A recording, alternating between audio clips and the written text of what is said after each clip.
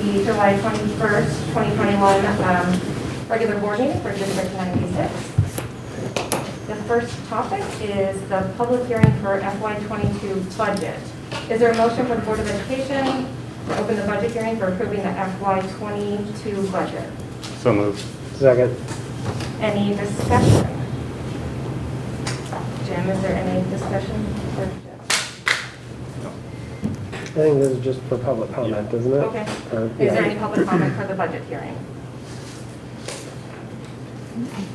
All right. So is there a motion for the Board of Education to clear the budget hearing for approving the FY21 budget to be closed? So moved. Second. Do we need a public roll on that? No. You know what, you need to call a roll for the opening it, and then do a roll.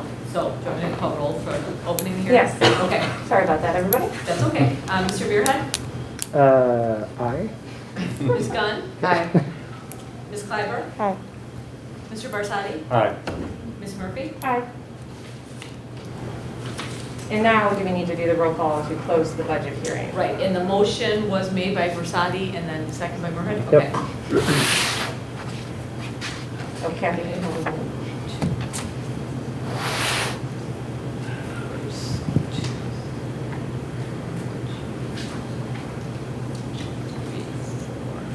Okay, Ms. Gunn?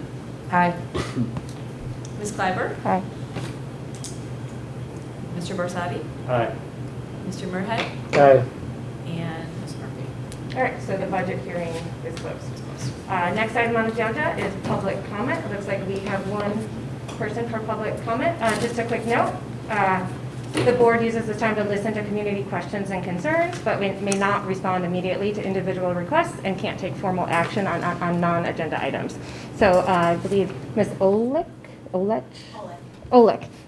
if you want to come on up to the microphone here, say your name and your address, and we can start. Okay, so I'm Abby Olick. I have two girls. My address is 221 Herrick Road, Riverside. I have two girls, 5th and 1st grade, and I'm here to ask the board, what are you going to do if there are a exemption for masks?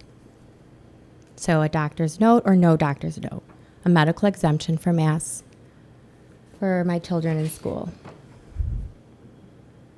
You can't answer. Okay, so. Sorry about that. So, no, it's all right. So, I don't know your answer, but I'm going to speak on that.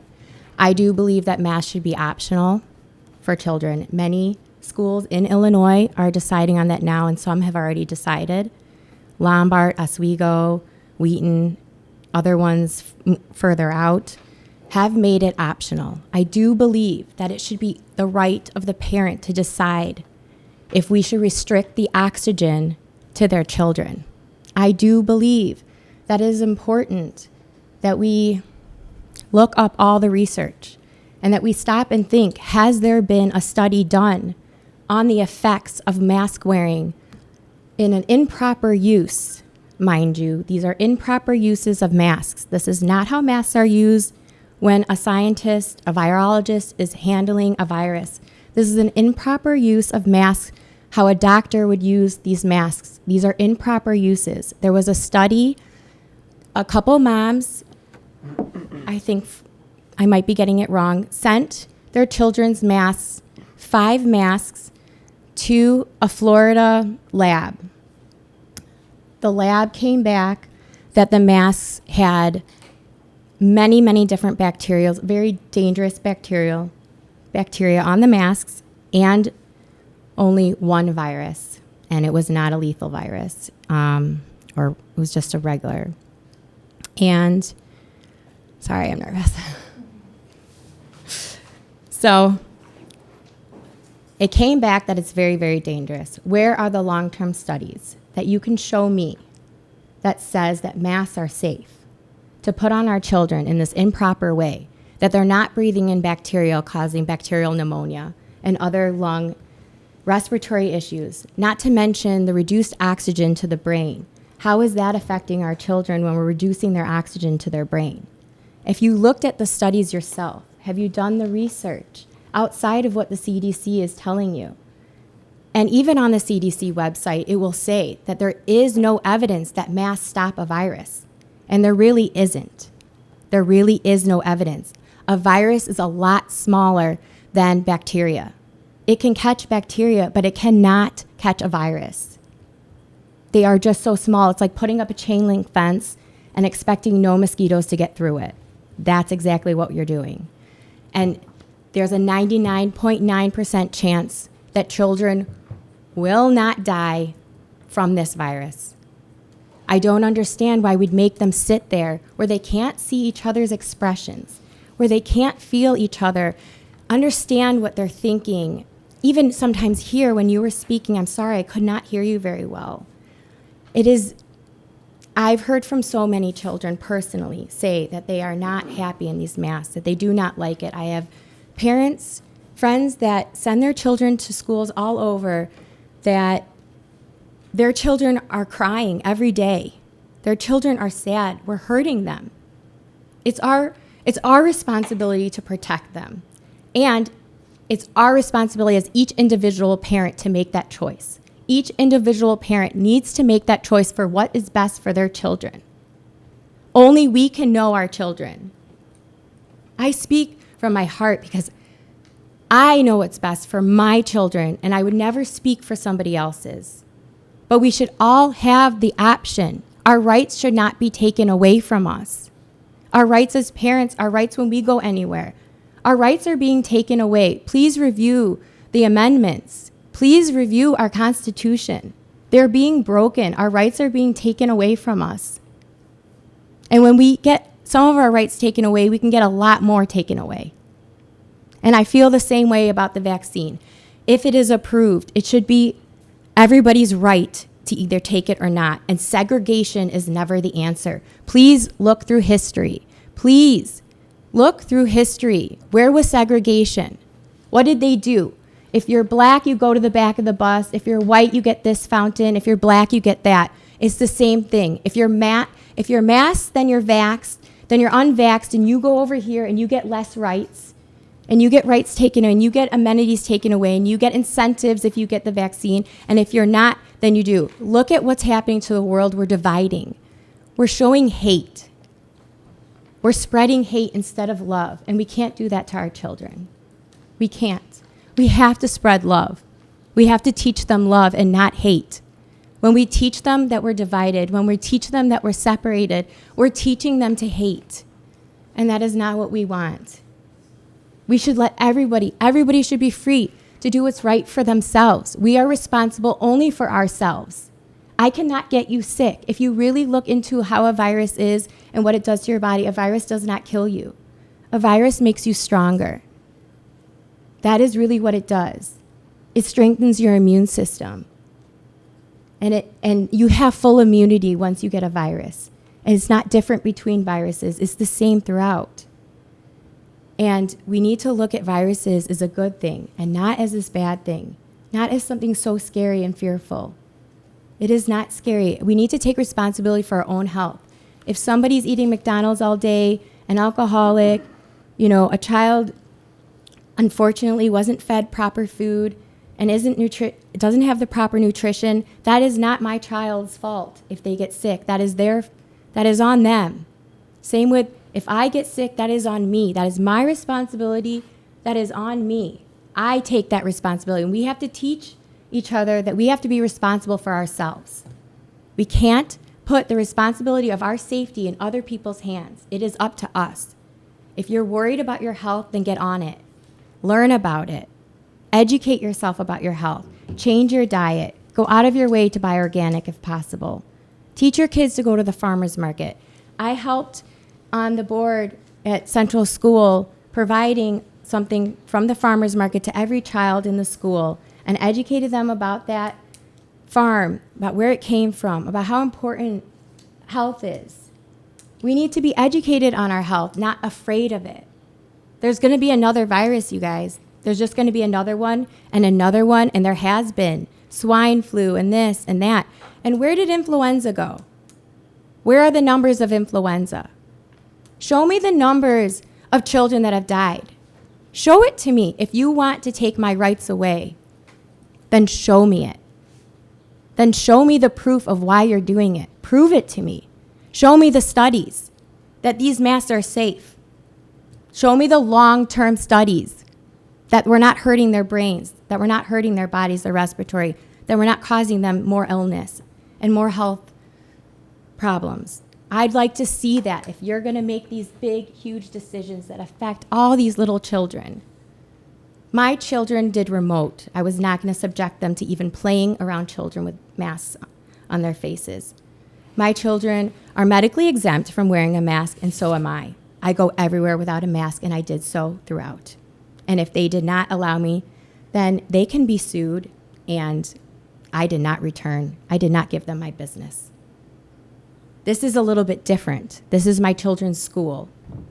I pay taxes here. This is where my home is planted. I can't pick it up. This is where we are right now, and I don't have a choice. So much has been taken away. And I also wanted to mention mental health. Have you guys looked up the statistics of mental health? Well, I have. And I can email you anything that you'd like to know about anything that I've said. I'm happy to share any of my information, and I'm happy to spread any knowledge that I have. But the rates of suicide have skyrocketed, and children are unhappy. Children are sad.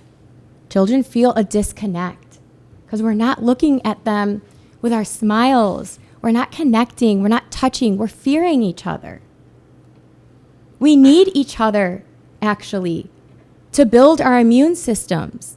Hand sanitizer, did you know that hand sanitizer is a hormone disruptor? The antibacterial soap is a hormone disruptor. And you're actually... Really quickly, we do have a rule that is a 3-minute public response. Okay. It's okay. You've been about 6 minutes, so I just wanted to let you know if you could wrap it up. And I could go on and on. So thank you. Yeah, no problem. I just Thank you wanted to- so yeah. much. Okay.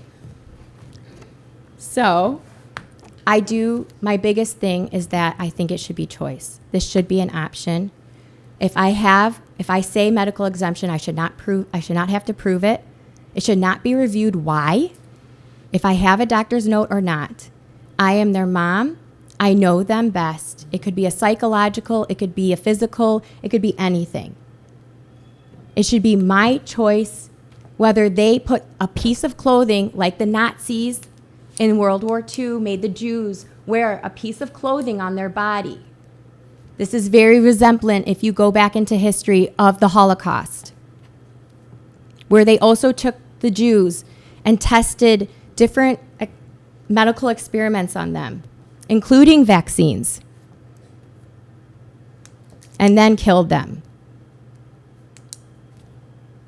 I'd like you to look at the studies. I'd like you to look at VAERS and see how many people have been hurt and killed, and that is not accurate. VAERS is not accurate.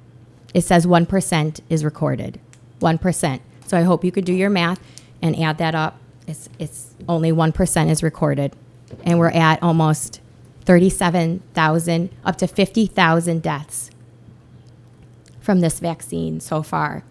And there's proof that this vaccine also hurts younger children more than older.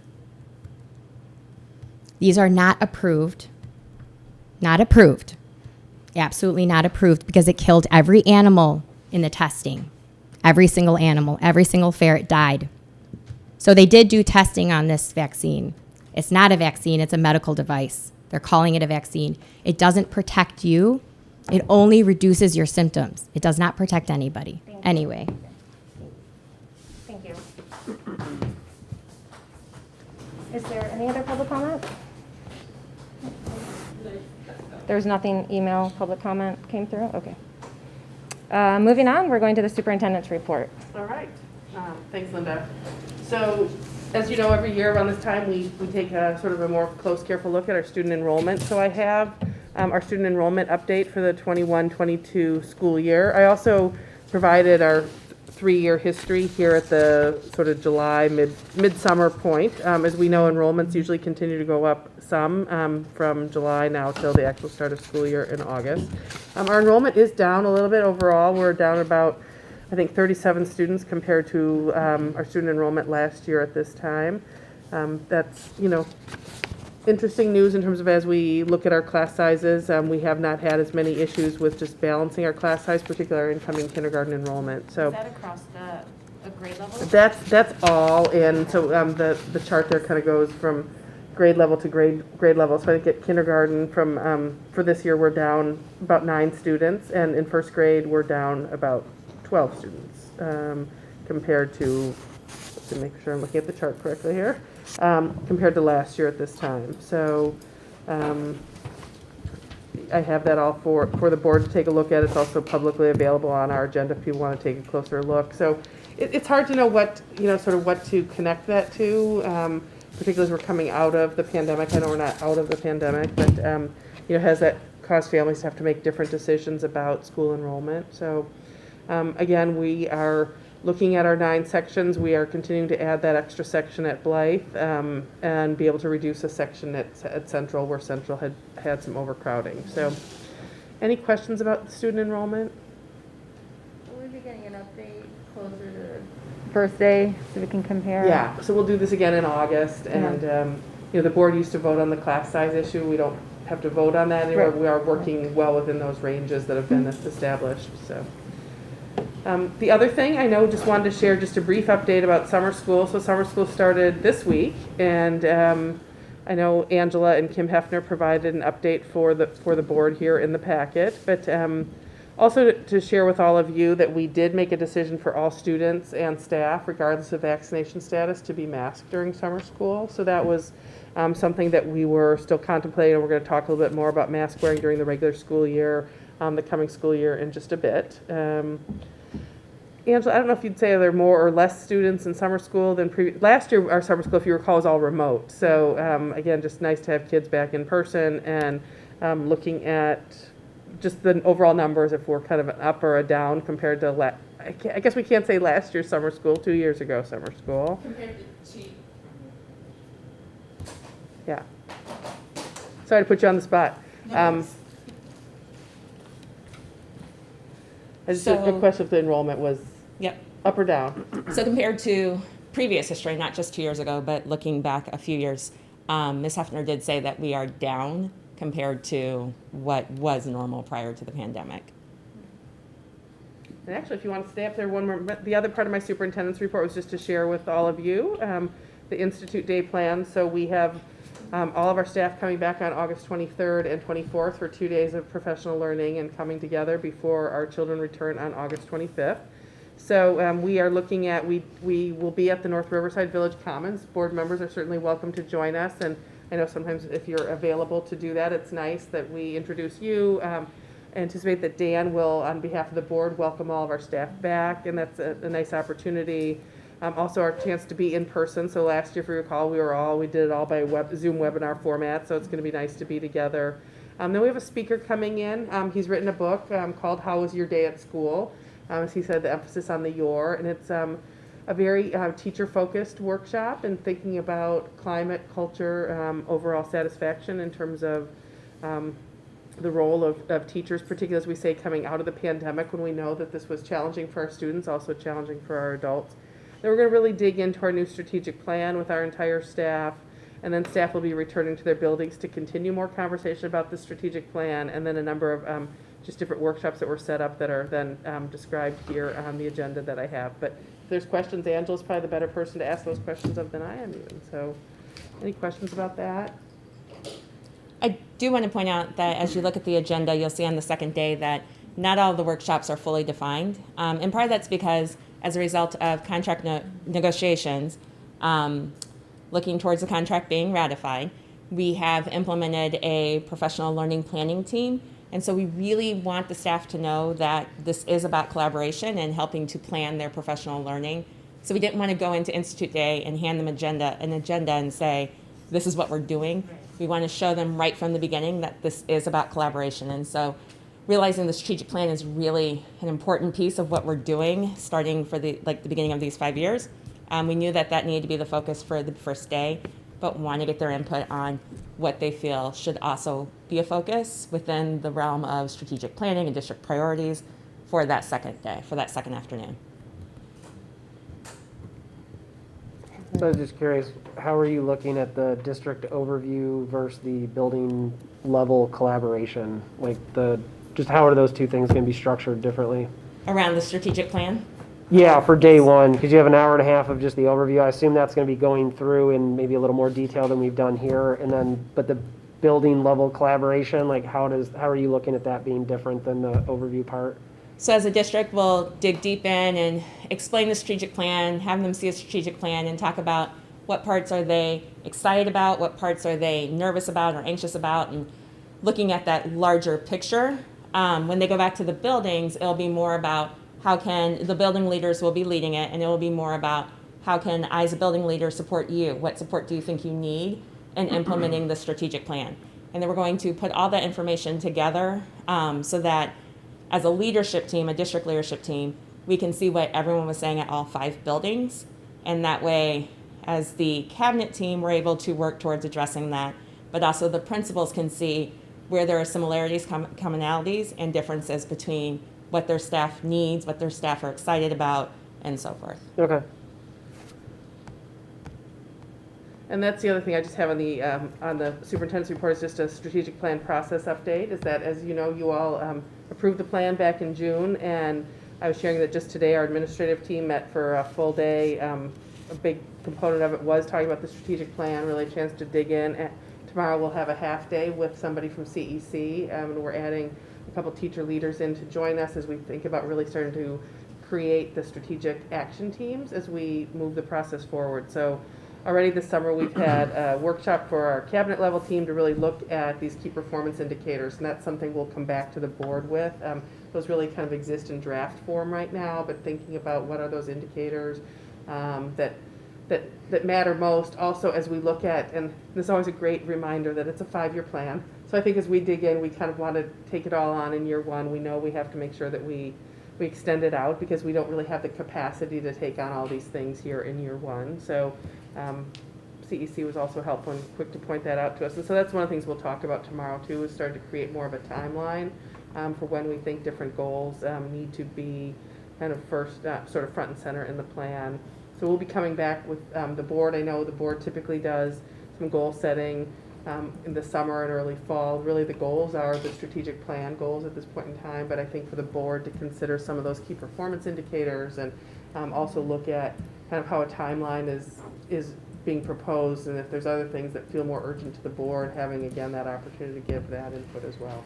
Yeah, and I'm going to assume this is probably part of the CEC process just based on what Perry said, but also like reporting out here, like having a good cadence rather than just kind of waiting for like October this, November this, and because I know each of you have a different component of it too, and so just kind of having that baked out over the year will help us kind of stay on top of that as well, I think. Yeah. Absolutely, and that's something we'll kind of come back with a draft in terms of, and even just working with each committee and our committee planning in terms of what reports and presentations. But you know, the vision is that really almost every meeting, particularly every COW meeting, would have elements of the strategic plan to be shared. Whether that's sort of as we're drafting goals, drafting key performance indicators. It was interesting in the workshop we just had with CEC, they were sharing that it takes several months to develop your key performance indicators. Now, you know, on the draft plan that we shared, we have a draft of some key performance indicators, but to really decide these are the ones that we want to use is a process that may take us, you know, still a bit of time. But yeah, look forward to bringing that into sort of a regular reporting, and not just reporting, discussion, you know, for the board as well. So I think everyone's in agreement that, you know, this opportunity for everyone to really dig in and to know the plan, to feel like they have an understanding of it, to be able to react to it, as Angela was saying, that's what we're looking for, is kind of a first step. Not react to it in terms of changing it, because it was developed by 36 people that really represented teachers, administrators, community members, parents. It's a great plan in that way, but that idea of like, what are you going to need most help in terms of implementation? What feels most urgent? What perhaps doesn't feel as urgent? But to really think about that. So the Institute Day rollout, we're going to do a bit of a quiz game kind of format just to engage people and sort of understanding the elements of the plan, but then have some more serious tabletop reflection opportunities for people to really connect to the plan, to really think through how this does or doesn't change their work, what kind of support they do or don't need in terms of moving some things forward. Some things are things that'll feel like they're maybe more driven from the district office. Certainly, I think about the financial goals and some of those things, but under the learning environment and culture and student growth and achievement, there's, you know, a very real substantive work, and I would say actually family and community engagement as well, and professional learning. So it's all kind of in there. It really all matters at multiple levels for everyone. So, A question about the summer school. Yeah. Let's go back real quickly. You mentioned that overall enrollment was down in comparison to, I guess, 2 years ago, and I'm assuming that includes both the enrichment as well as the skills-based courses, but just isolating the skills courses, which are, you know, students who are invited to those for math or reading. Are those up, or were more students perhaps invited to participate in those given any potential learning loss we experienced over the year? Curious about like the skills one specifically. So is the question like, did we invite more students? Yeah, did or we invite more students, We even invited- if perhaps more didn't opt to participate, but. We invited, on average, about the same number that we would have. Okay. We didn't necessarily dig in. So we go by our NTSS standards, and we go by who qualifies as a tier 3 or tier 2 student for supports. And we didn't go beyond that. So we went with where we normally would have been with our tier 2, tier 3 students who need that level of support. In terms of students who accepted or declined their invitation, I'm not sure if, when Ms. Hefner and I were looking at the numbers, we looked at it as a whole, so I'm not sure disaggregated if that is on par or above or below, but I can definitely check.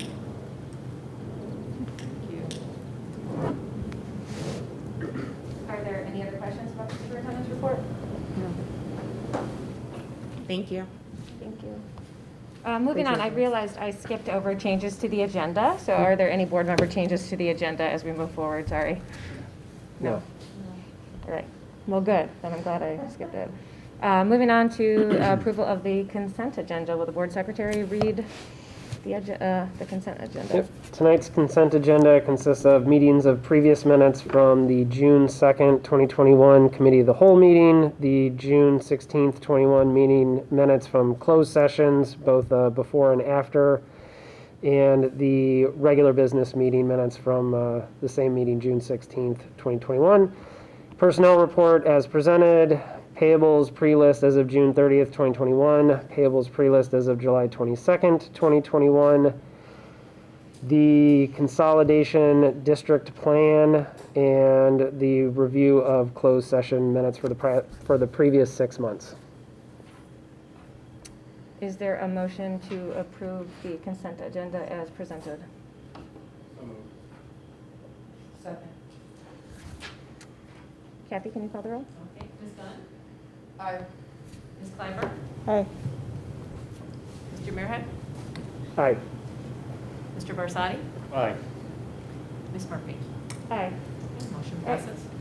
Moving on to the next item, the superintendent's salary recommendation for the 2021-2022 school year.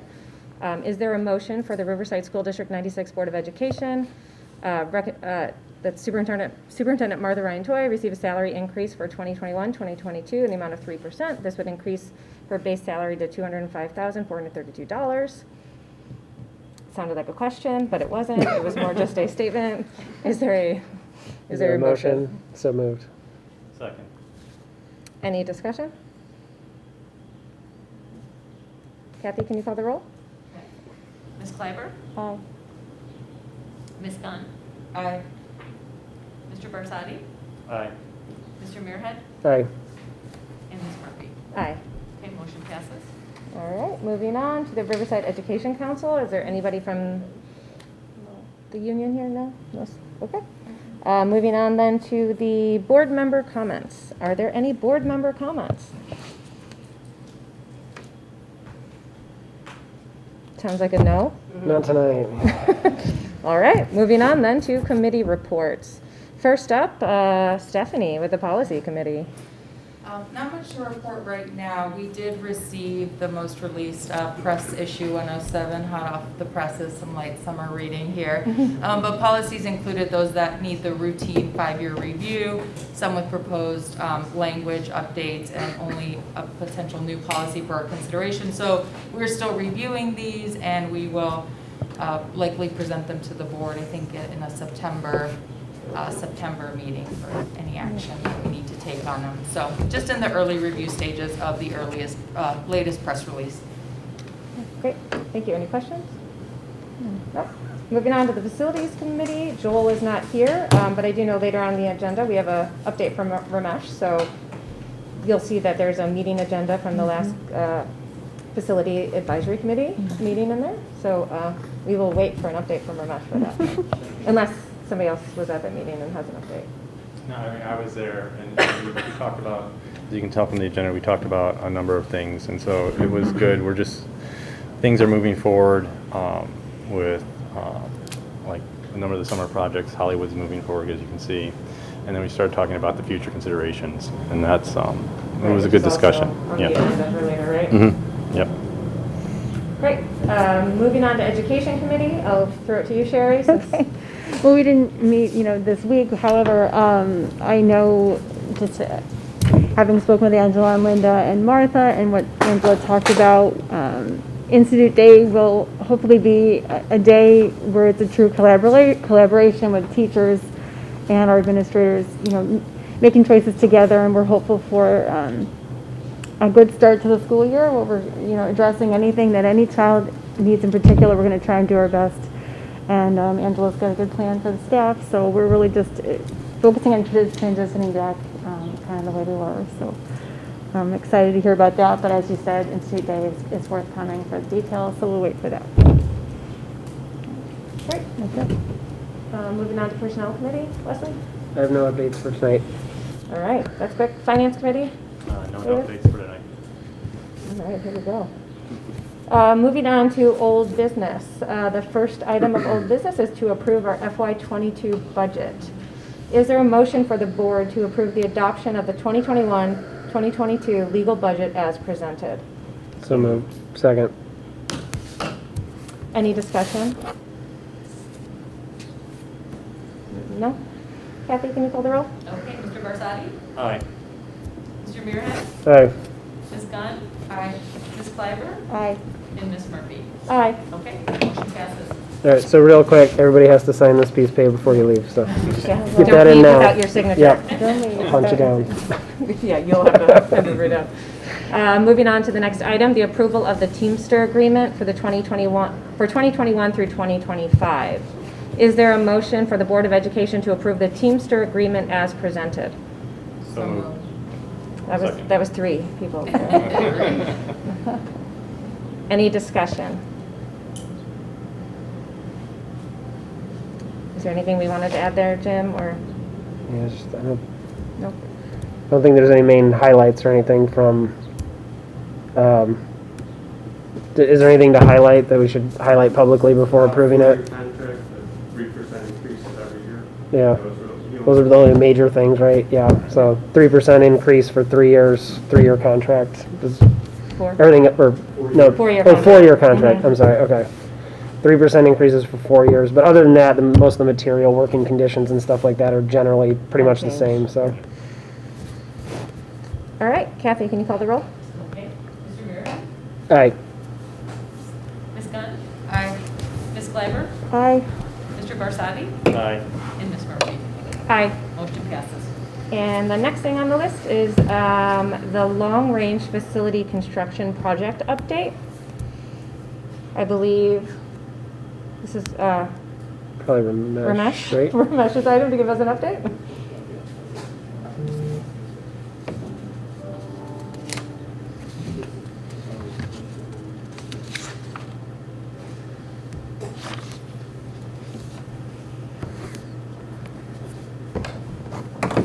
Jim, are you operating the computer over there?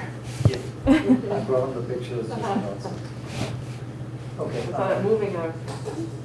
So bringing you up to date with our construction program for summer of '21.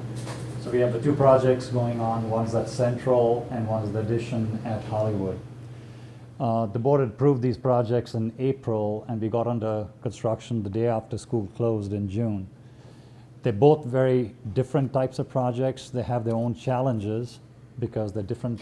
One's a sprinkler replacement project in an existing building. The other one sounds like a mere addition, but it has its own challenges, as I'll talk about. So these are the kind of pipes that came out of Central. As you can see, they date back almost 60, 65 years. They were completely corroded. The heads were gone. They would not have functioned, so I think it was an extremely wise decision to go ahead and replace it. And the system that's being installed right now is going to be a modern system that should give us a good 50 years of life. So it's a great decision to go ahead with that project. You can see the corrosion inside was just eating up the pipe. This is some of the pipes we couldn't see last year, but we observed them this year. This head, I took a picture of it because I actually took a flame to it. It did not fire. So, as you can see, the new piping that's going in, here's the good news on this project. We are ahead of schedule on this one. We are having a test was performed today by the fire department, was out at Central today. And the basement and the first floors will be cleared tomorrow, which will allow us to start putting the tile back in there, and we intend to turn it back over to the school by next week. So that's a huge plus. We're not going to wait till August. We're going to turn it over right away. The second and third floors are actually about 60% complete too. Our fire pump should be arriving next week. It's got about 2 weeks of installation and testing. So that project's going really well. As you can see, new heads are being installed, new pipes are being terminated. The system is functioning, it's being installed as per plan. We got our permit, not many major changes. And here's the best news, it's going to come in under budget. We should be getting money back. Please. With the lead abatement, or have you not seen any issues with that? Actually, not lead abatement, asbestos. Oh, I'm sorry, I meant asbestos, thank you. Yes, Yeah. in fact, till today we had not touched anything. I was saying it's unbelievable, and we hit asbestos today. You should have never said that. I should not have said it, yeah. But it appears to be fairly minimal so far, and all the penetrations that we've been able to reuse, and we've actually managed to make it a simpler system as compared to where it was, and the fire marshal approved it. Yes.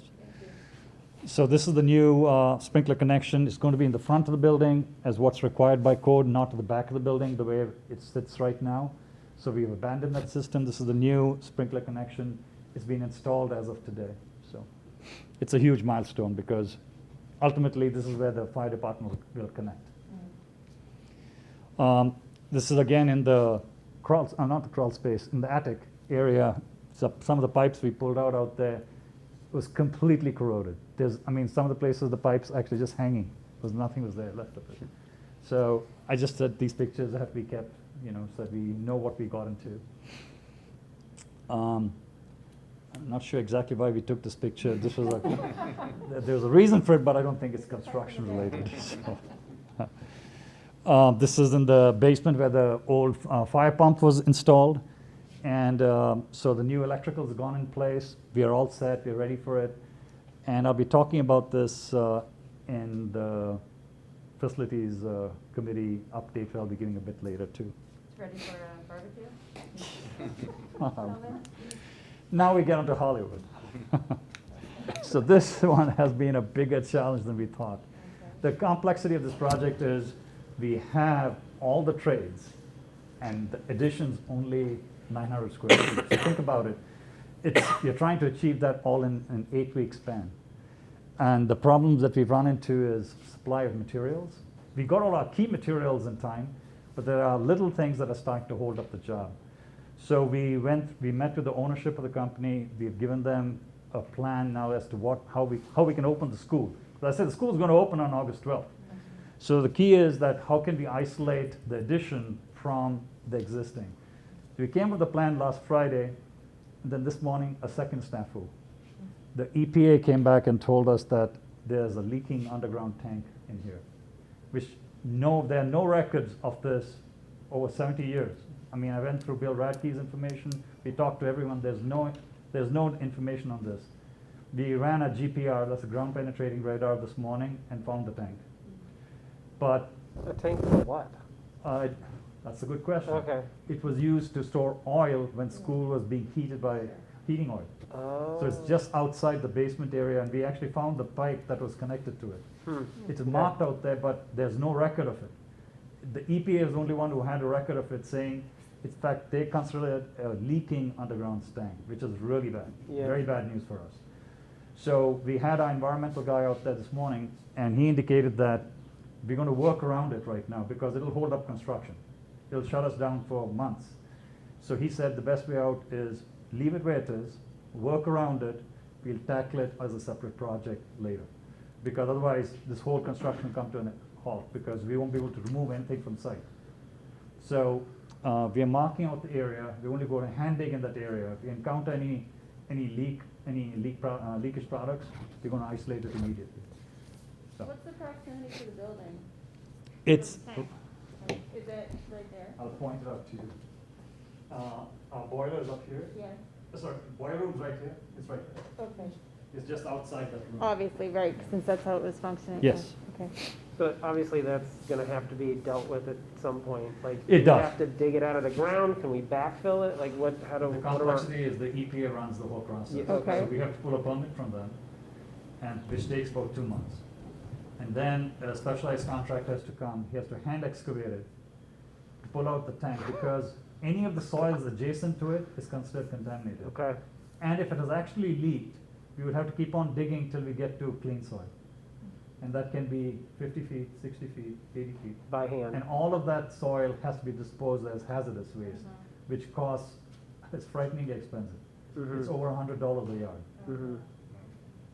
So this is going to be and I mentioned it that we've done multiple construction projects at site over the years. It's never come up. Yeah, This is the first time it showed up.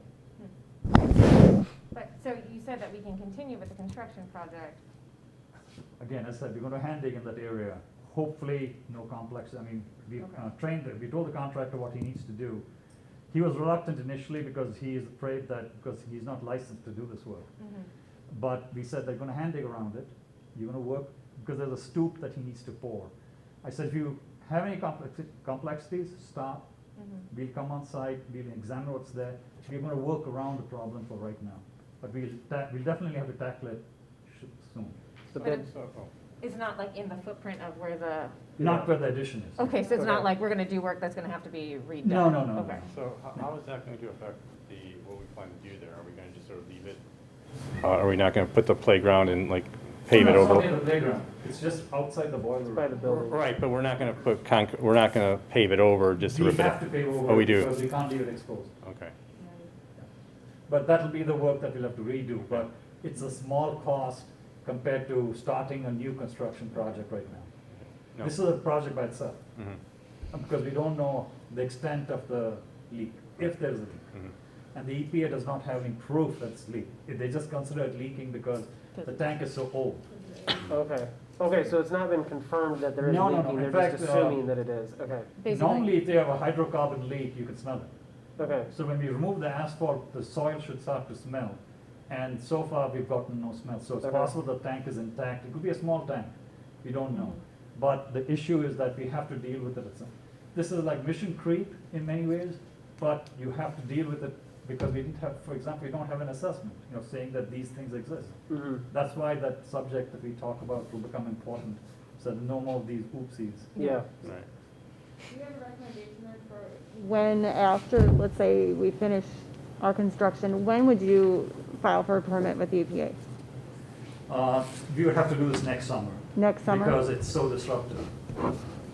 and the EPA will allow for that. I We assume. start the work now. I'm Oh. saying we have to start the design, permitting, the whole process. Yeah, but the actual, yeah, okay. Maybe even spring break. It's not a big project, provided there's no leak. Yeah, okay, If there's a leak, it gets expensive. okay. I mean, it's a totally non-productive project, if you understand what I mean. It's not like it's going to enhance anything. Right. It's just getting rid of a problem that so-called exists. Yep, This was one of the early parts of the project when they demoed the paving. That's the footings going in adjacent to the existing building. Foundations coming up, So in the reports that you have in the board report, it indicates the project's about 10% done, but that was as of June. We are more like 45% done. It'll go much faster as our products come inside. But the plan is, right, we have some products that are only arriving in September, by the way. But the main school will open. The addition will be a bit delayed. Footings going in, foundations, walls coming up, block walls, some of the tie-ins that we found. I mean, some of the above ceiling issues at Hollywood were totally exposed. When you pull up the ceiling, you see a lot of old construction that has to be dealt with. Some of these are old pipes. We just abandoned them, so we have to fix that section. You can see the skeleton of the building coming up. Steel arrived on site. Some of the block wall going up, steel erected. So this is one of the major steel members that has installed inside the existing building to support the rooftop unit. This was just yesterday. There's the skeleton up. The main block wall should be starting in about 3 or 4 days. We have the slab on grade coming up in a couple of days too. So that's that. So those are the 2 points I wanted to hit on as far as the construction this year. But sprinklers will get done early. We are in great shape. A little bit more of a challenge, understanding the contractor and construction. So the school will open on time? Oh, yes. But the addition will not? Right, and also we're trying to get the paving finished so that the parking lot, we'll just take a small portion of it, we'll fence around that and work. And the play lot equipment is arriving only end of August. Okay. So, but that'll get done early September. It's about a 5-day install. It'll be done. So do we have like an estimated time of completion at this point? Like, are we thinking? Everything? Yeah. End of September. Okay. The curtain wall, for example, is a 16-week. Even if it got on day one of the contract, it won't have arrived till end of August. So we've expedited it. It's coming in September. Okay. But it's a 2-day install. It's a pretty quick install. And they're going to make sure that it's not like, well, I mean, it's a construction site, but it's also going to be, where kids are learning. Oh, so, yes, absolutely. Like In respectful fact, of the environment. And we talked about that. By the time we get to school opening, there will be no heavy equipment on site. Okay, that's good. And the biggest one we'll need is to install the play lot equipment, but we've told them they'll have to do that on a Saturday. Okay. Perfect. Yeah, we should be able to keep disruptions to a minimum. Great. Thank you. So. Are there any other questions for Ramesh? I just had a question about the playground. I live in the Hollywood area, so lots of buzz and talk about all of the construction that's going on, so thanks for these updates. I looked through some of the schematics. I think the latest one I had seen was from like February 2021 in terms of the plan and the rendering, if that's still the most recent. There were questions about, the 2 large trees that flank kind of the Hollywood house and the existing playground. To my knowledge, those are staying put. They are not coming down. I think the board would have been very sensitive to that. And perhaps there might even be some integration, maybe benches or something built under the trees that I saw in the plans. Maybe those were just conceptual ideas. But I just want to confirm that those trees are staying put. Yes. Okay. Yeah. Yeah, They're mature trees. They're big people have trees, been no? asking me. I'm like, I believe so, but now for the record, the Let's get trees confirmation. will remain. And we've accommodated the Hollywood House, their summer program really well. We managed to give them the dumpster. We fenced them out properly. They've so far, I guess his name is Gonzo. He's been very happy with what we've given him. So.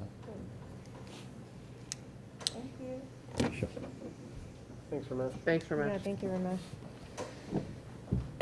All right, next on the agenda is the general PTAB resolution for 2020, 2021. Is that right, 2020, 21? Is that right on the title? I would, For the PTAB, Jim, do you want to? is it the resolution for 2020, 2021, or 2021, 2022? 3 tax years. So the an title appeal. is incorrect here, and then in the agenda. Sorry about that. The appeal would be for past taxes. Right. So I think guess Really it's good 2020 through 2022. Through 2020, okay. Okay, I just wanted, Yeah. that just sounded like a little, Thank you for And it's noticing like that, a yeah. calendar year, not the school year. do I need to put a motion on the table before we have questions? Yeah. Is there a motion for the Board of Education to approve the general PTAB resolution for 2020 through 2022 for Riverside School District 96 as presented? So moved. Second. Any discussion? Can you walk us through it, Jim? What is the high level on this? Sure. When taxpayers in our district file a protest or they want their taxes reduced, Frantic represents us. And this is just extending that agreement. When I first got here, we did one, I think, for 17, 18, and 19. Oh, so this is just our agreement with Frantic to represent us? And updating the agreement, so it's current. Yeah. Gotcha, okay. Are there any other questions? If not, Marjorie, Kathy, and I knew I was going to do that. Kathy, can you call the roll? Ms. Claver, Aye. Mr. Barsadi, Aye. Mr. Muirhead, Aye. Ms. Gunn, Aye. Ms. Murphy, Aye. motion passes. All right, moving on to new business. The first item on that is an overview of the 2021-2022 school year. I'll pass it over to Martha. Yeah. Do you have the other presentation? Is it, Jim, are you the one operating the computer? I'm not sure where this is coming from.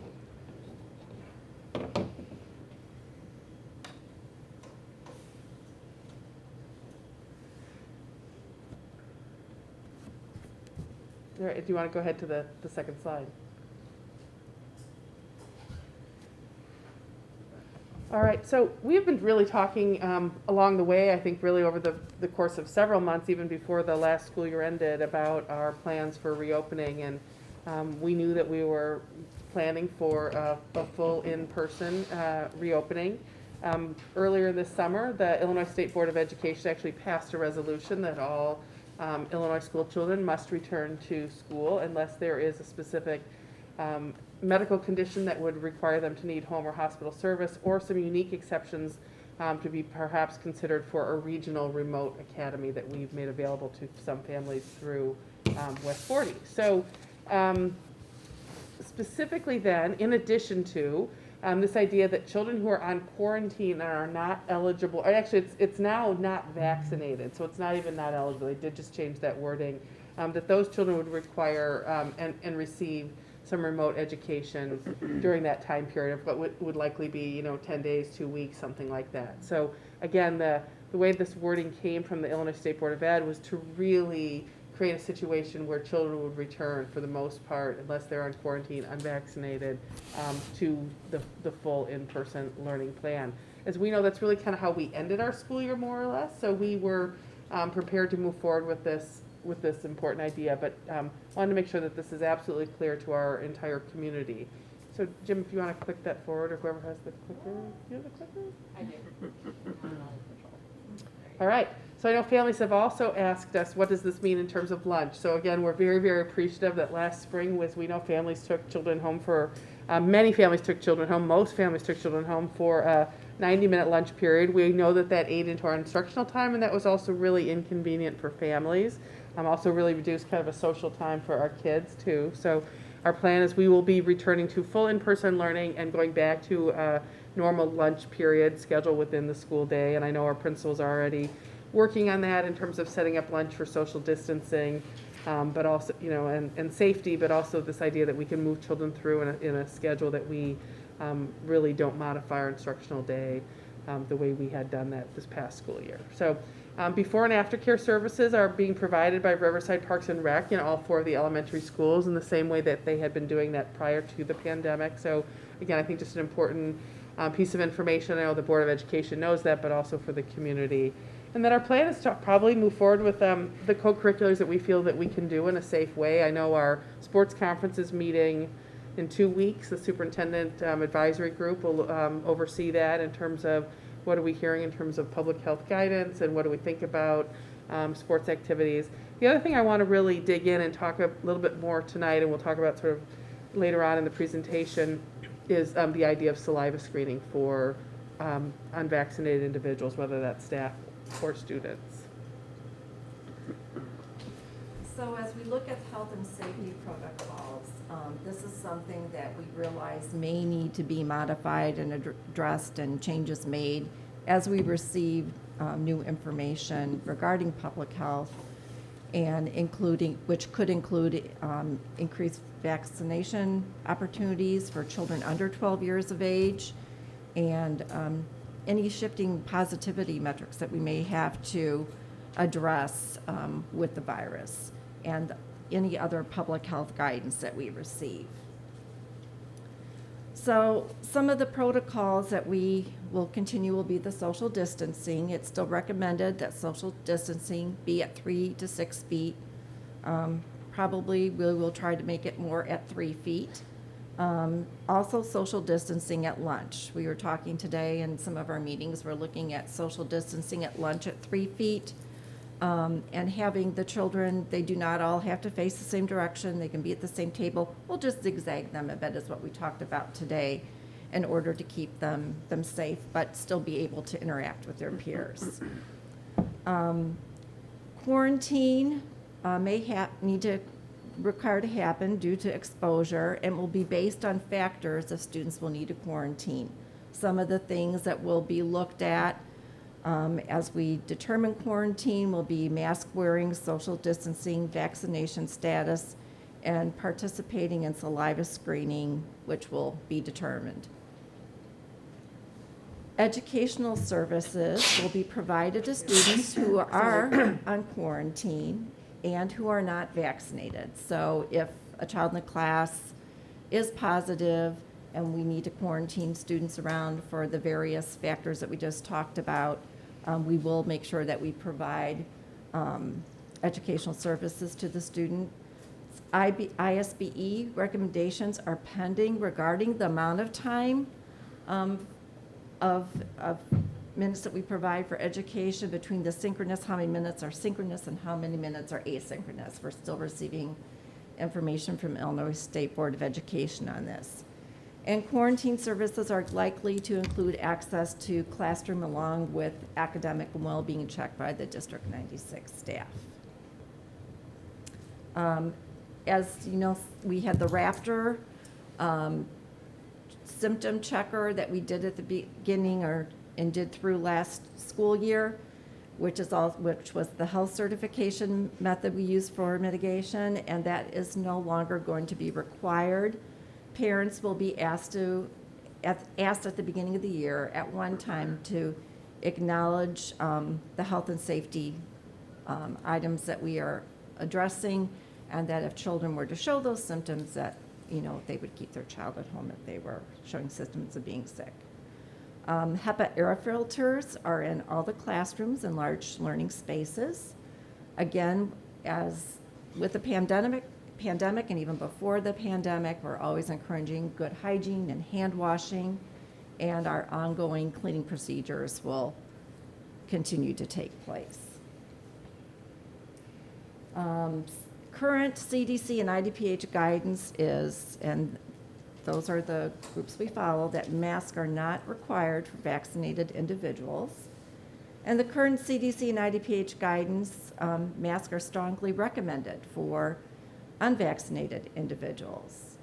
Masks are not required outdoors, and this includes any playing on playground equipment. Students do not need to wear masks if they're outdoors, and local determination pending on how we go about things. So I was going to take this part. So one of the other considerations that, again, we don't have to decide tonight, but would like to get a sense of sort of board feedback on this, would be the SHIELD program. So the University of Illinois established a saliva screening program that they are offering to schools now free of charge. That's a recent change, actually. There was going to be it was going to be funded based on your tier, your sort of your financial adequacy that's determined by the state. It just came out that actually it's going to be offered free of charge for all school districts in Illinois. I'm sorry. It's an opportunity to do weekly screening. The recommendation would be for unvaccinated individuals, whether staff or students. This is a little bit different than the saliva screening we participated in last year. And interestingly, District 102, I believe, is just planning to sort of not have their lab anymore. I know they are also looking at the SHIELD program.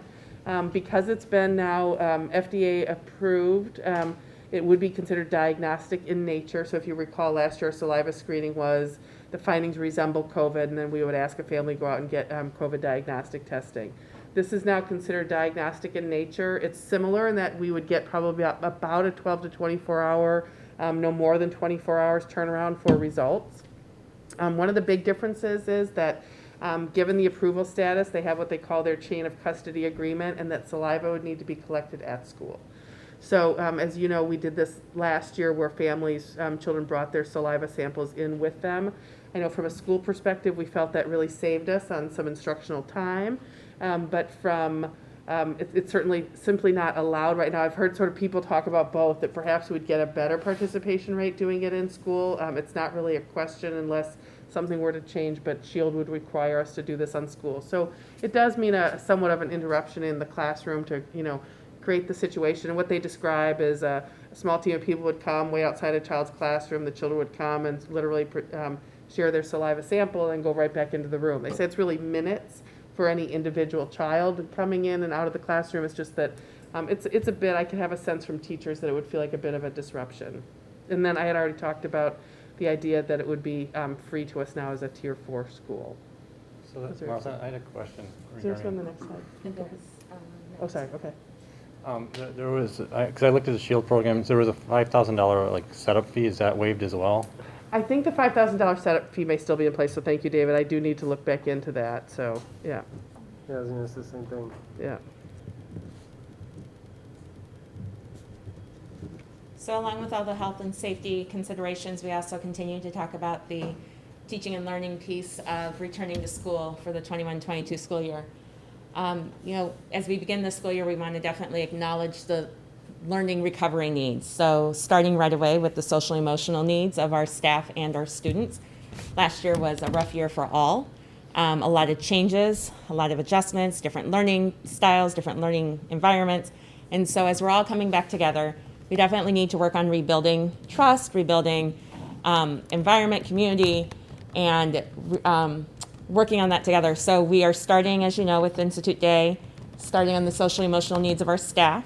We'll continue with our social emotional needs of the adults throughout the year, and also working with our social emotional needs for our students. And so part of that is we talked today at our leadership workshop about ensuring within the instructional day that we are focusing on SEL for about 30 minutes every day. So that's becoming part of our regular opportunities, working on social emotional skills daily with our students.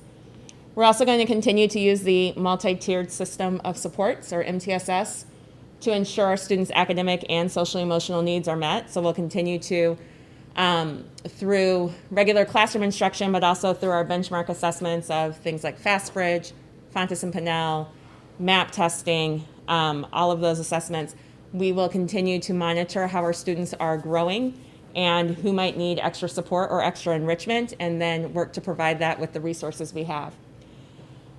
We're currently working on realigning our math instruction so that we're able to meet needs that we noticed through the data were not addressed this previous school year because of timing. We know at the junior high level, we had to cut math and language arts from an 80-minute block to a 40-minute block. So just by that alone, not all the curriculum would have been able to be covered. And then because of the shortened day with the larger lunch piece and the loss of some instructional time, there are some areas at the elementary level where we either went through it really fast or we didn't get a chance to cover it. And so we have worked as a math team on realigning the math instruction scope and sequence. And we'll be presenting that on the second day of Institute Day. And then the additional mathematics support that the board graciously approved will help in addressing our math needs. It helps to bring our math team numbers up. We had previously 3 math team members who were supporting the entire elementary school, all 4 elementary schools. With this additional support, It brings them more on par with our reading services team. And so we're able then to better meet the needs across the 4 elementary schools. And then we have the added personnel that will help us out as well, permanent substitute teachers at each building. This will assist with, one, having someone there should we have teachers who are not able to teach for whatever reason that might be, but also someone who we can call on for assistance with students who might be quarantined as well. So we have that personnel to assist us in a variety of ways. And then again, the additional math interventionist position that was approved is going to help us in addressing our math needs across the 4 elementary schools. And for those that might not know, we do have math interventionists at the math and reading interventionists at Hauser, but the way that we structure that support is slightly different. So while there's one person that serves as an interventionist, the way their schedule works allows time for different small group instruction throughout the day. And So really what this, this leaves some very important considerations for the Board of Education to consider, as these are really identified as local decisions. So mask wearing for summer school, and we had already moved forward with a plan to have all students wearing masks in summer school regardless of vaccination status. Making a determination about mask wearing for the regular school year. This idea of confirmation of health and wellness.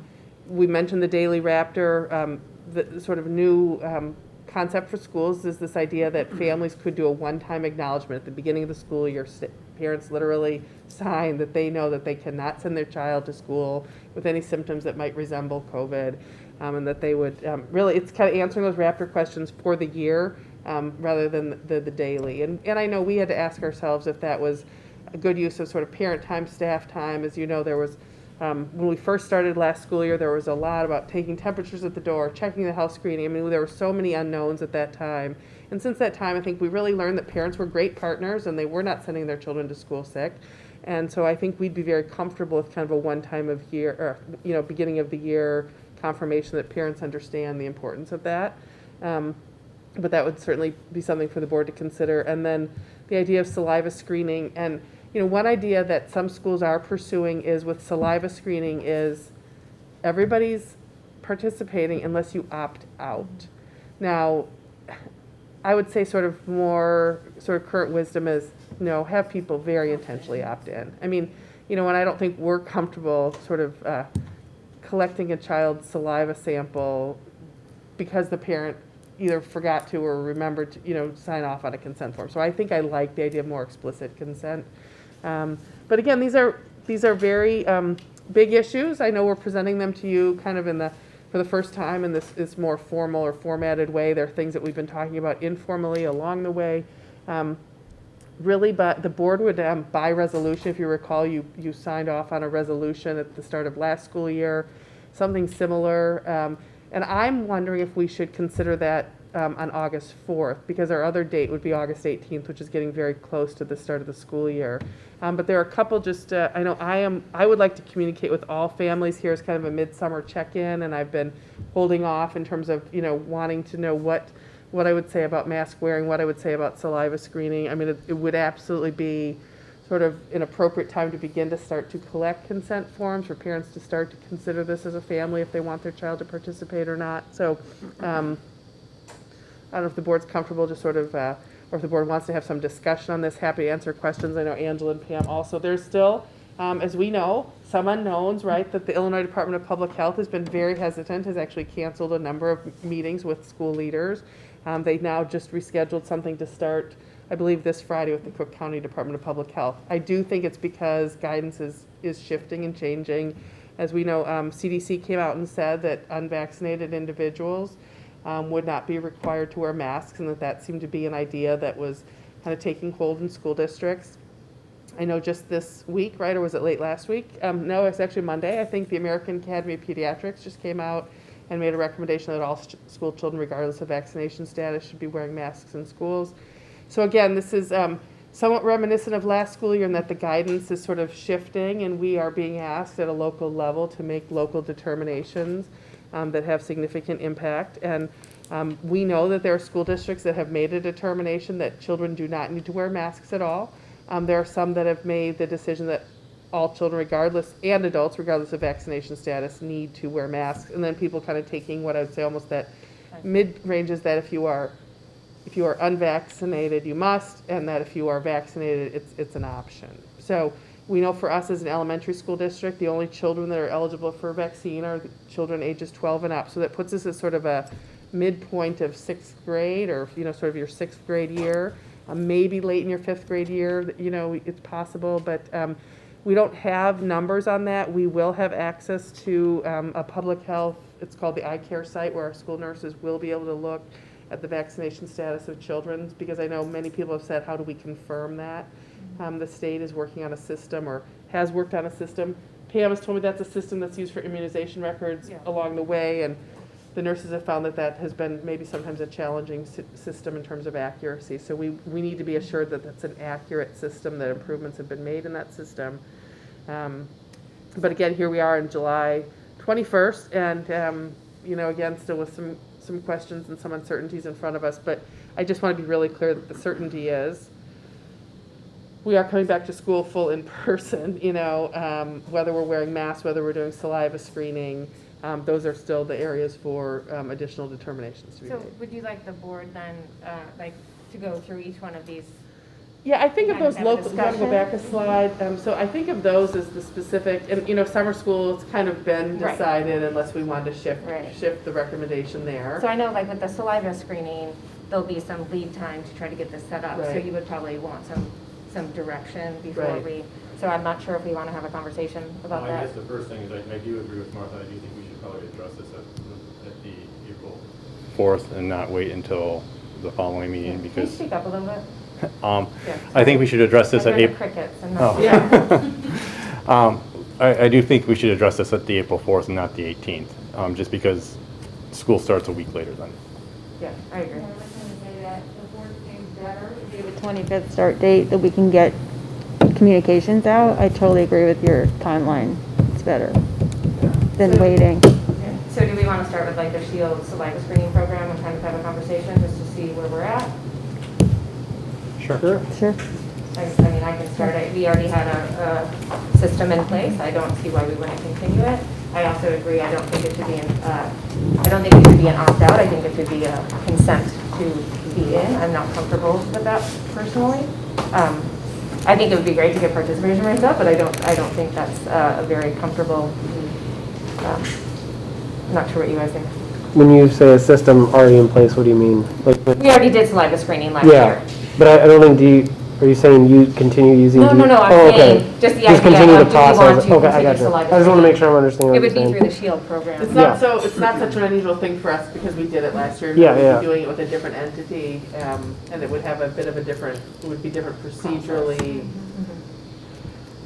The idea that it was a mitigation measure for us is. Yeah. would be- So I agree with all that. I think my only concern was because we only had about 50%, I kind of thought it was a waste of money. I don't disagree with the idea that catching a handful of people is a bad thing, but it just, if you're not going to get enough participation, to me, it just was the cost really worth it. The fact that this is free has pushed me over to, why not do it? I think the one thing I would want is, $5,000's not that much in our overall operating budget, but it's still $5,000 that we're not spending on something else. So maybe confirmation on that. But I think if the cost of doing it is free, it kind of seems like, why not?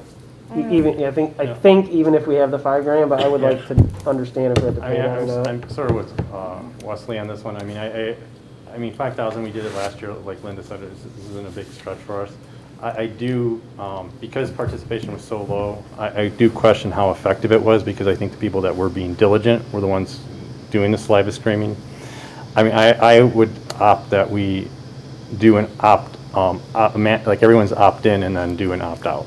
Mandate them opt. If you want to opt out, then you just opt out. But everyone's opted in to begin with. But that's the only difference that I would do, because we were getting it towards the end, 40%, under 50%. So how effective it really is that? Granted, it's free, but still, I mean, how effective it really is that? I think that was the percent that actually collected the SPIT, but you had a larger percentage of parents who had submitted the form to opt in. And so if the collection is happening on site, that larger percentage of That's parents true. who opt in will, won't forget the morning of and to collect the spit. I don't know what the percentages were, but I know a higher percent Yeah. submitted the form saying, I want this, and then a lower percent Right. was actually doing it week to week. That's true. So that's why I like the opting in and the collecting it all on site, although I recognize it could interfere with potential instructional time or sort of. I don't know, personally, the $5,000, there's an additional cost of, if we have cases, then quarantine becomes a different issue with current distancing. And so we might actually have more of a problem if we don't test them than if we do. Because then you're pulling out more kids out of instruction for longer, is what I understood you to There's tell us. really a Yeah. kind of almost an incentive to do it, to reduce quarantine. So children are mask wearing, social distance, participating in saliva screening, or even any combination of that, they don't have to go out on quarantine. Right. For me, that is another factor. It's not just about the money, it's about how are we pulling kids out of the classroom and for how long, and it wouldn't be their choice. It's you're within this distance, you're out if there's a case. So, I personally am all for it. Why not? I think we did catch cases last year, and I think it's helpful to keep people in the classroom. It helps us, so. I was also going to ask, in addition to how it might help with reducing, needing to quarantine large numbers of students at one time, because it's diagnostic in nature, would it also help in the scenario where you have a child at school whose stomach hurts and then them and all their siblings get sent home? Right. So could we administer either this test or have tests on hand for parents who have given us, explicit permission to test their child and allow them to do that? And if, okay, you're COVID-free, maybe you're still sick and you need to stay home because you have a stomach ache, but you don't have COVID, and your siblings can return to school. Right. And it may not be for 2 weeks, it might be for Right. up to a fever. So would Shield allow that, or would we have to purchase some different tests that we could Shield would administer? allow that, and because, what they're saying is, and one of the things in tandem, and again, this is all sort of developing, are the Binax Now quick tests that are really now readily available at Walgreens and, at local pharmacies are being made available free to schools also. So Shield is looking to tie that in. The advantage, I suppose, to the Binax is it's a 15-minute result compared to a 12 to 24-hour result. But the Shield representatives and schools are definitely using the, why don't you come in and give me another saliva screening? I realize we have to wait 12 hours instead of 15 minutes, but because it is diagnostic, it could be used in that way. Not that sort of a convoluted answering that there's sort of yes on the saliva, and then also maybe something additional with Because I get the Binax. abundance of caution, the health and safety, and I understand the reasons, but I know it also created a lot of anxieties and stress for families to pull their whole family out, to have to get, find a place that would test them with a PCR test. For some, their health insurance didn't cover the PCR test, they had to pay their deductible out of pocket just to confirm their child was healthy, but also then to get their kids back into school. Right. So if this also, assists in that, in addition to, again, the main goal of the health and safety, I think there's other benefits to it. I agree with that, but with how exactly would the quarantine stuff work though? Because if you only have, let's just say you have a classroom of 20 kids and only 10 of them are participating, you still have 10 that could potentially be infected and infecting others. So does that really, if one of those got caught by a test, I don't know, that's just where the participation rate gets me. It's like, yeah, you're only controlling for a portion of the population, so it's better than nothing, but. Right, I mean, it just, It might be that children are participating in the screening. So, and again, this is where, why I believe IDPH has canceled meetings with us, is some of the actual implementation steps, some of exactly what you're talking about, has sort of yet to be completely sort of resolved, right? So, but this idea of if you're participating in screening, so I'm screening you, you may have been exposed, but you're getting screened. And some school districts are even doing twice a week screening. You could also up your screening for your group that may have been exposed, to keep them in school. So I think there's a number of options. Pam, I don't know if there's more you'd add to that. I know we've both been following this. They've talked about dependence on quarantine, if you're masked, the distance, of course, that you're, and then in saliva screening, if you participate, you may be able to come back earlier. about that. As we know, just, with all the conversation about variance, et cetera, I mean, we know that the ground and the rules are still shifting, but the idea, it sounds like certainly the majority, and I know the board majority is here tonight, we have 2 board members missing, but it would be the majority of all of you are saying that you would think that the saliva screening is a good idea, as an important mitigation measure, to the point that I should begin to sort of work through some of the logistics with Yeah. go by. Sounds like you do. Yeah, I feel like the only point of contention might be the opt-in or opt-out Yeah. right. factor, which I think should be passed through a lawyer Yeah. anyway. Yeah. I personally, people don't always read everything they're signing, or, and I think this is something you need to explicitly opt into personally. I understand the point of you get more people to participate, but I feel like it's something, as a parent, I would want to make sure I have given my consent for. But that's just my opinion. But I guess to that point, though, we could always send home, like we do to opt-in, we could send home the opt-out.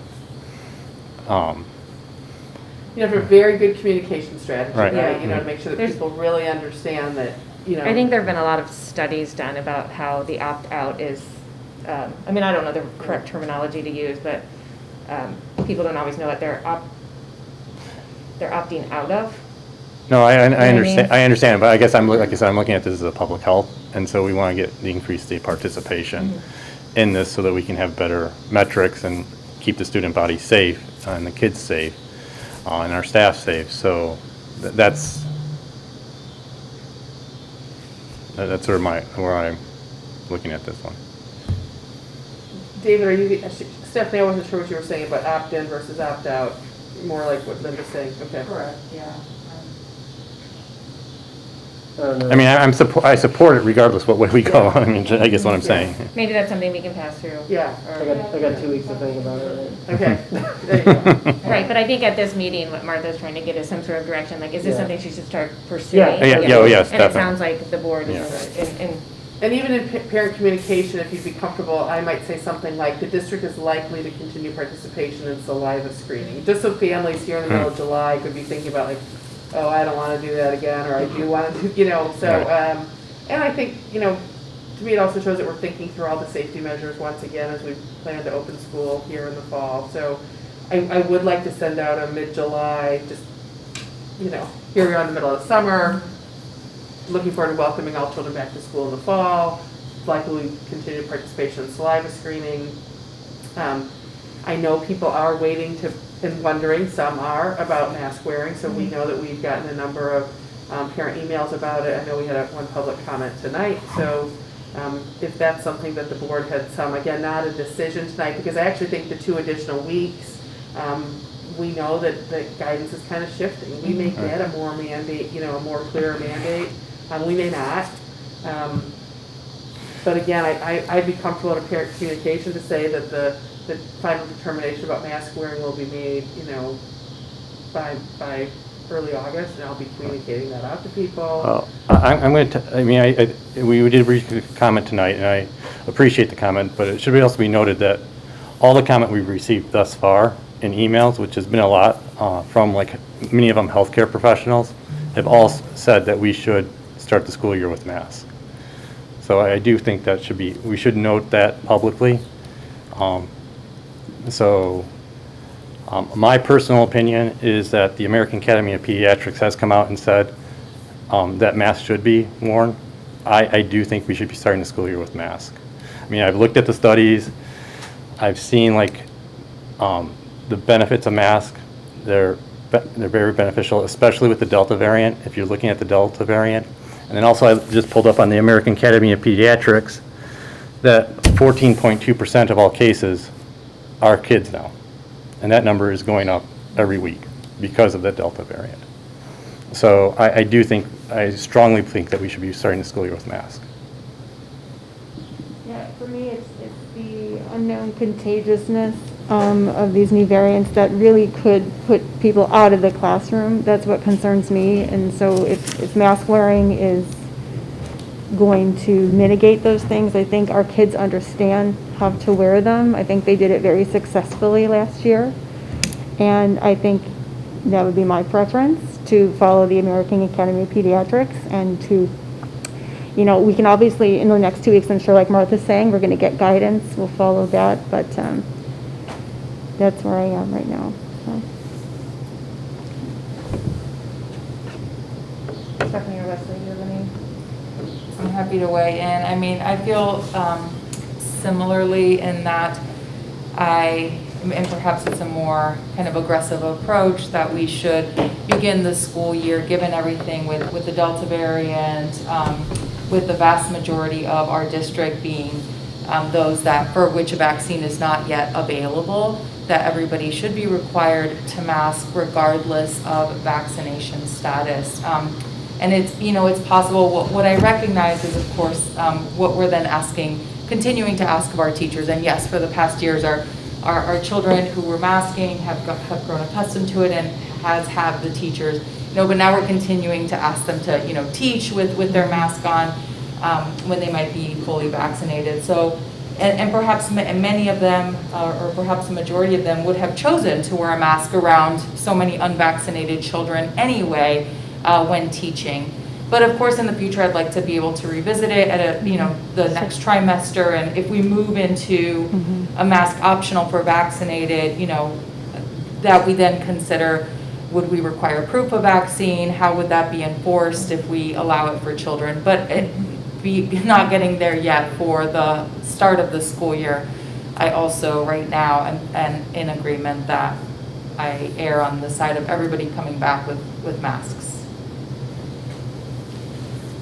I think I pretty much agree with that. I'm not 100% one way or the other. I think we kind of anecdotally know that most of the staff is vaccinated, so I was kind of liking the idea of at least the teachers not to have to be masked, because just of everything that went through last year and everything. But from all the healthcare professionals that I've talked to that are kind of like in the midst of this, they've all been like, kids under 12 must be masked. Like, I've not heard anybody say that that's a good idea not to do that. So, but then I think it could be confusing if you have some people and not other people, and like, how do you contain it? So I think I'm leaning towards we probably just need to like have it until more vaccines are out, or there's better guidance or better, you know, information on not doing that with indoor environments in particular. But I think that would mean, if I understood the rest of this, like, they don't have to wear it outside, so like the mask break would be recess, and we don't have to be concerned with like kids, like the kids can actually use the playground. Last year we had them sitting in circles on the blacktop and stuff, so we could have normal outdoor play and things like that. And lunchtime is the time you have to take your mask off because you have to eat, right? Yeah. So, and that's why the social distancing requirements around that were sort of being carefully considered. As you know, last year it was 6 feet apart, all facing the same direction, which made it very challenging how to set that up in the schools. Now they're saying 3 to 6 feet. As Pam said, it can be, you know, they could even be facing each other 3 feet apart. So it becomes much more, you know, logistically much more doable. So. Well, thank you. That helps me a lot just in terms of some direction. I will send out a parent communication, and again, sort of indicating, as I know, we put the asterisk on all the health and safety guidance because it is all still shifting. But I think it gives parents a sense of their understanding of what to expect as we start the school year, also acknowledging that these things could change, right? So. And really quickly, I'll just add my opinion, since you all shared yours, just to make sure. I support everything that you're saying. I think when you have a population that can't be vaccinated, there's that concern. I also support the choice of, I want to hear from the teachers and how they feel. If you know, I could also support, if you are vaccinated, that you could make that choice.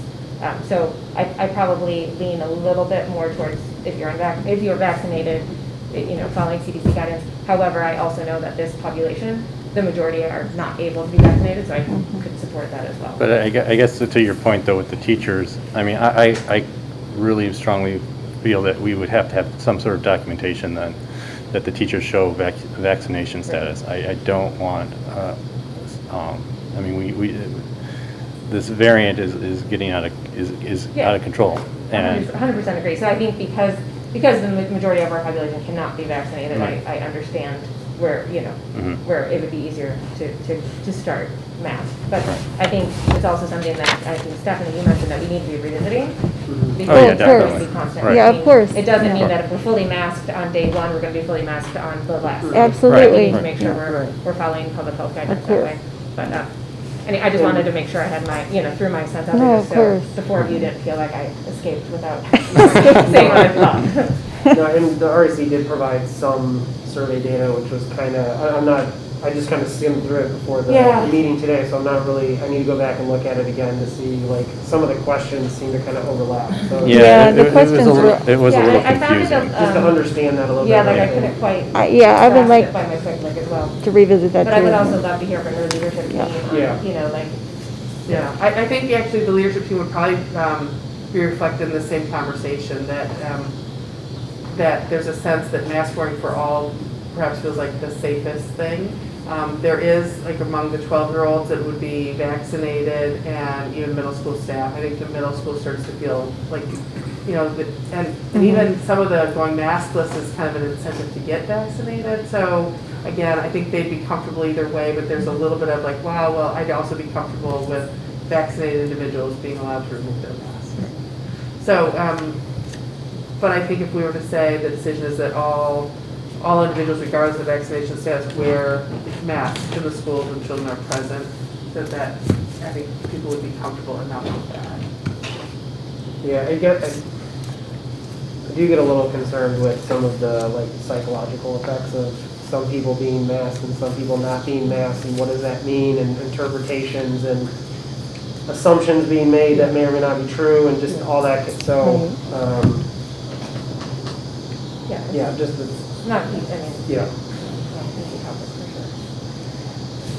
sure. All right, this is really helpful. I realize we actually tied these two agenda items together, so remember, we went through all of them. Again, there's been no decisions made as of yet. Right. These decisions are pending, but. Yeah. So I think the board then, what we would do on the 4th, I know that was set up as a special meeting to do the IASB self-evaluation. We would do that, but we would probably go into a special meeting, open session, and with the board resolution as kind of the one item on the agenda for open session action, and then we would go into the closed session for the self-evaluation. And I have a quick question on the confirmation of health and wellness screening, the one time in lieu of the daily Raptor. So eventually the Raptor screening got updated to say that this applied if anybody in the home was showing any of these symptoms. So how might we address people in the home who are vaccinated showing, having a cold, or, that's kind of what I'm curious about, what we're signing and what we're saying that we promised to do. Like if I wake up and with a headache, or I'm not, a COVID symptom, do I now need to keep all my Not kids send home? your child to school. So I think I'd like to know that, and perhaps people might. And actually, if I can add to that, because I had a question too, sort of regarding that, is like, what if a kid does show up with like a cold? Would we test them right away? Would we send them home? I think we still need our nurses to weigh in on that, and we need to understand, how it works with Shield exactly. Like I think what I understand is you're given all of your like sampling materials up front, so you can say, oh, I'm going to use these materials and go ahead and test this child. I think our nurses, as we know, last year we were careful not to do diagnostic testing because the District 102 saliva screening was not diagnostic. So this does start to change some of the protocols. Stephanie, I think the question of if a family member is ill, what is last year it was keep your children home. If anybody's sick in the house, keep your children home. Pam, I don't know if you have more you want to say on that one. I think that IDPH didn't come out with a better decision tree, to make those decisions. I'll guide that. Okay, because all of those decisions are based on public health They're being guidance. made now. It's not the individual school nurse making that decision, it's based on. No, it's based on set the pub- procedures. yeah.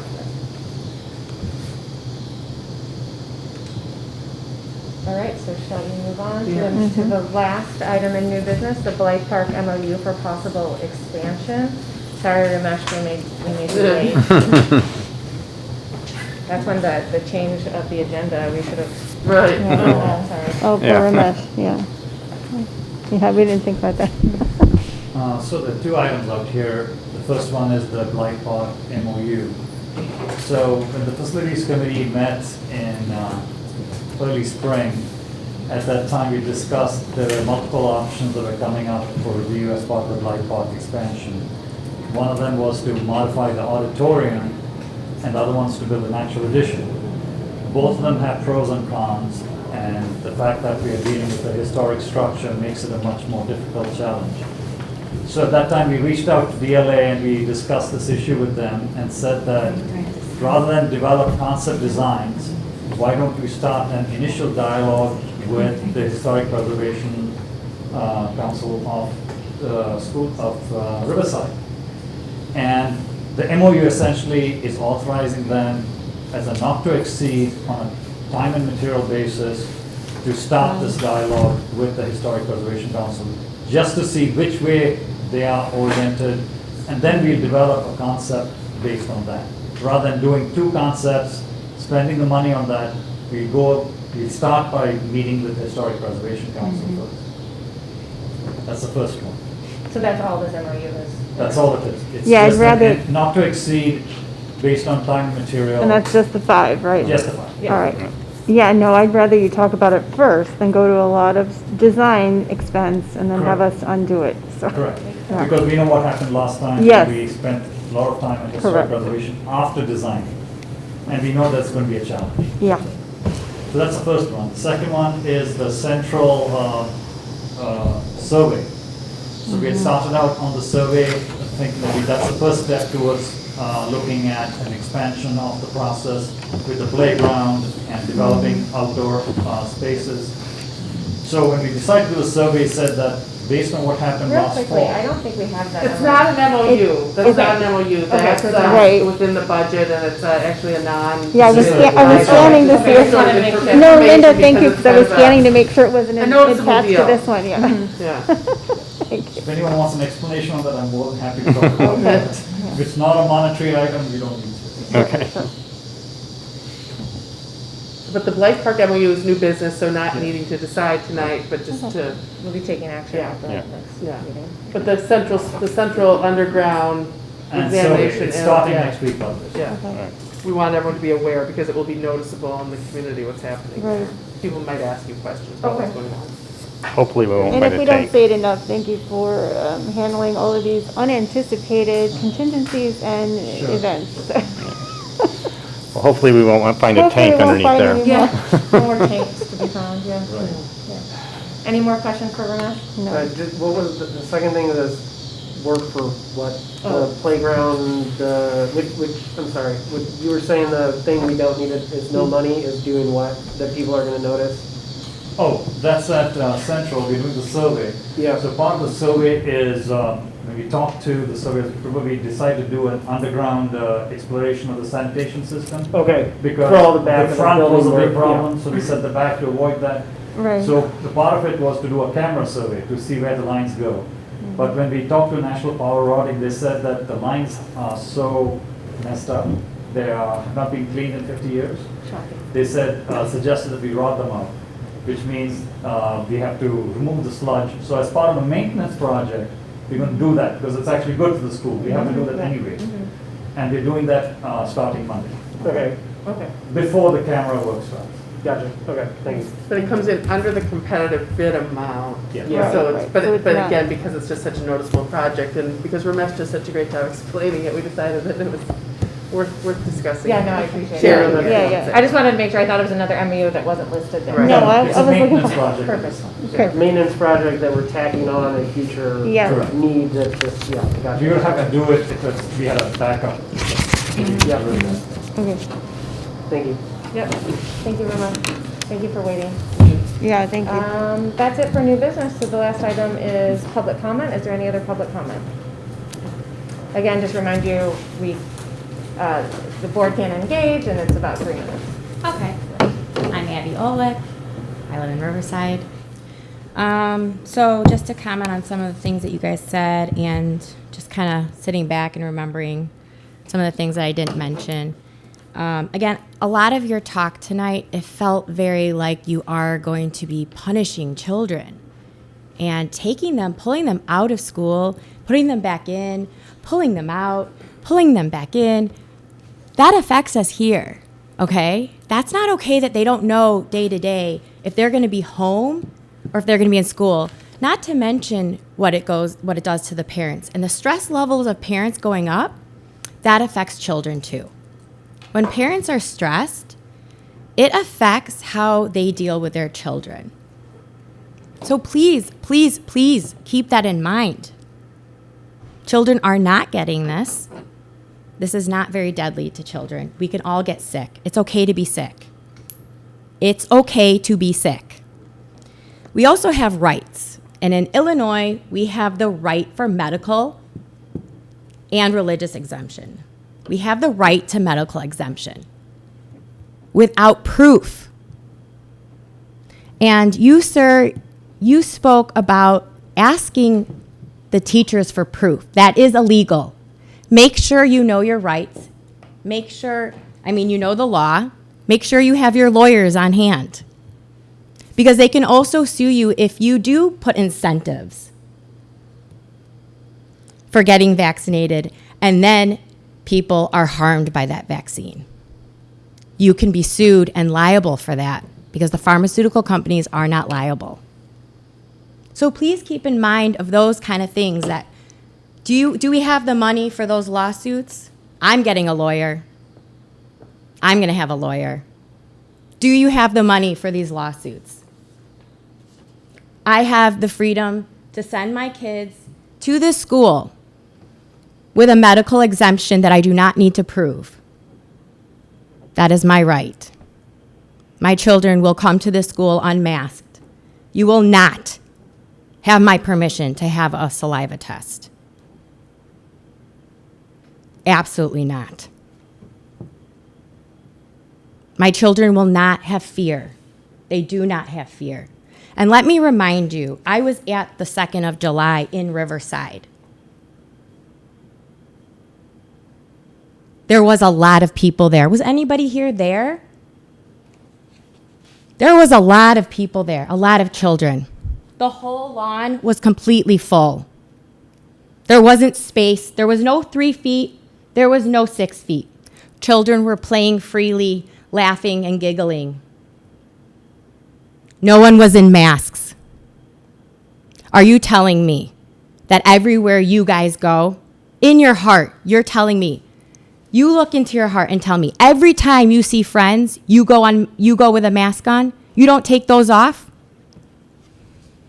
Is that what you're saying? Are we teaching our children to be hypocrites? Everywhere you go, it's optional now. It is optional. But we're making children who aren't dying from this, who aren't getting sick from this, there is still the flu. We're making children wear masks for 8 hours inappropriately. A doctor does not put on a mask without sterile gloves on, and he or she wears it for no more than 2 hours. There's a proper use, and the proper use of a mask is not a reusable cotton mask made by whoever.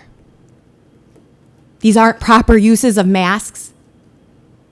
Please look up the studies. There are doctors out there who disagree with masks, who disagree with all of this. Please look up those doctors. And if you'd like to reach out to me, my email address is abbyolech, ABBYOLECH, @gmail.com. I'd also like to know, can I email you guys? Can I get that back? Do you have dialect? Is that okay? When am I really able to figure out more information and understand this more and share this stuff? But you guys should know the law. And you can't just do whatever you want. You can't ask teachers for proof. You can't do that. That's illegal. So really quickly, it's been 5 minutes, so just to let you know, there is an email address. You can email the Board of Education. It's BOE members@district96.org. That's all on the website, as is our meetings, all of the documents. All of this is public, so you can review the YouTube videos. You can log into Board Book. You can also email your concerns. We don't We are a board of 7 people who don't make decisions on our own. We only make decisions by voting, so we don't have dialogue through email because that's just the way the board is, built. But you can share your concerns and anything else you would like to share with us that way. Okay. So how will I find out my answer? So, so often the board appoints me, and we actually have had some meetings, so we won't engage tonight around this. I understand not tonight, but when and how will I have my answer? How will I know when I need to get my lawyer and start making, a file? I believe we're passing a resolution on August 4th. Okay. The Sounds good. decision will be made, and this is all public information, so. Is that correct? I just want to say, I found the comments amongst you guys it seems like you're very uneducated about this, and you're just So going along. It's been more than your 3 minutes time, so thank you so much for your comments. I'll be back. Yeah, we absolutely invite you to come back. I'll be back. Great, that's good. That's what we're here for. The public comment is for you to come back as much as you would like, absolutely. Yep. Is there any other public comment? Any that came in through email or no? Okay. Next item is future meeting dates. The next meeting is August 4th, 2021. It's a special meeting, board self-evaluation in the Ames Multipurpose Room and Library from 6 to 9. Following with the regular business meeting on August 18th, 2021, 7 p.m. in the Ames Multipurpose Room Library.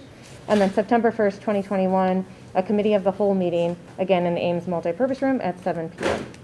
I'll just add that we may go back to Hauser Library when it becomes available to us for regular great. board meetings. So we don't have that as our Great. notes here, but. But will you let something- us know if that changes? Absolutely, Thanks. yeah. And let me know too, this has probably been our best setting for social distancing, but Yeah. if people are comfortable, we can figure that out. All right, so on that note, adjourned.